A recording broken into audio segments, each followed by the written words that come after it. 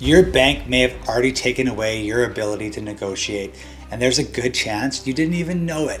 Imagine finding out your neighbor got 4.04% and you got offered 5.09, and your bank knew there was a good chance you wouldn't leave. Not because they offered a better product, not because your neighbor was a better borrower, but because of how your mortgage was registered years ago. Today I'm going to show you the mortgage trap hiding inside millions of Canadians' homes, how to find out if you're already stuck in one, and why it could cost you thousands of dollars every time your mortgage comes up for renewal. Let's go. Let's start with something most Canadians don't know exists. When you sign a mortgage, your lender registers a charge against your home with the Land Title Office. That's normal. Every mortgage works that way.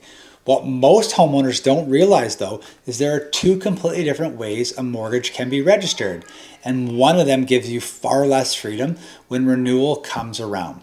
The first is called a standard charge mortgage. If you borrow $500,000 and the lender registers a $500K charge against your property, it's simple. It's point blank.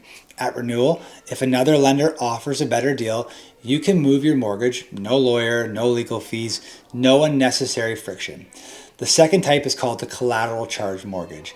Instead of registering the amount you borrowed, the lender can register up to 125% of your home's value. So if your home is worth $800,000, the charge might be registered for $800K or even $1 million, even though you only borrowed $500K.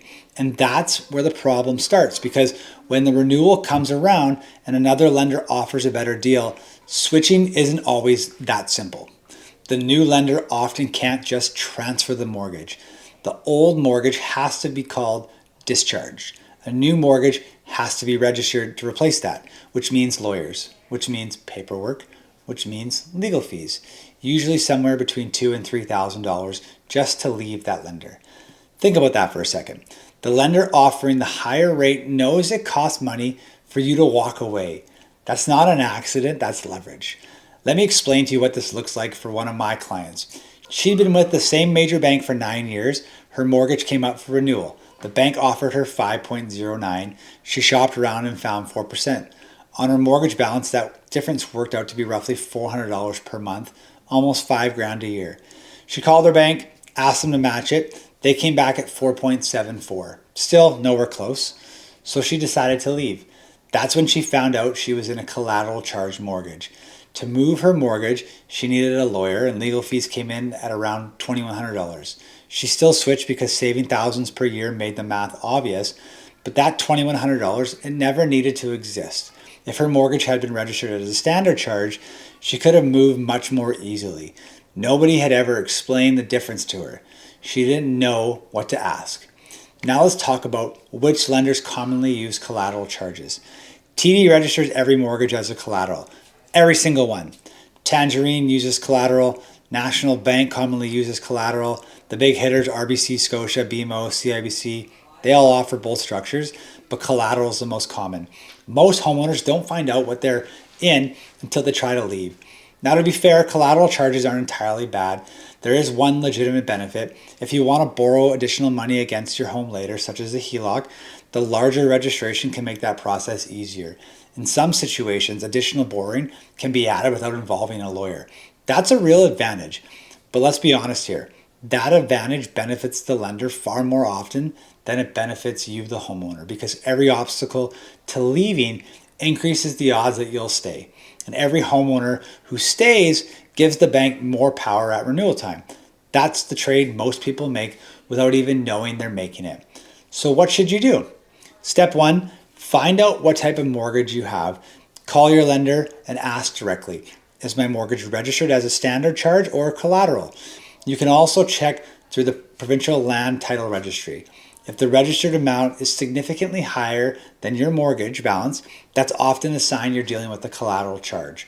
Step two, include legal fees in your renewal analysis. Don't ignore them, but don't let them scare you either. If switching saves you $300 per month and legal fees are $2,000, your break even is less than 7 months. Everything after is savings. Over a 5-year term, that could mean more than $15,000 back in your pocket. Step three, if you're buying or renewing in today's market, ask before you sign.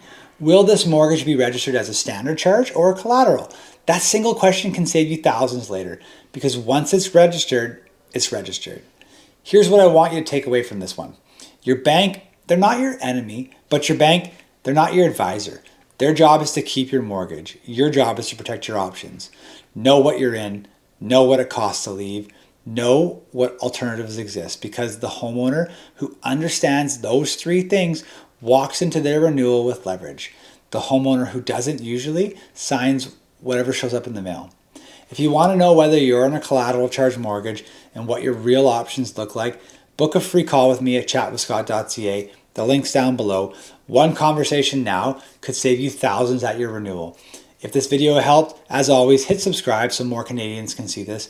And when you're done with this one, watch my last video on the 3 income traps that get Canadian mortgages denied even after they've been pre-approved. I'll see you there.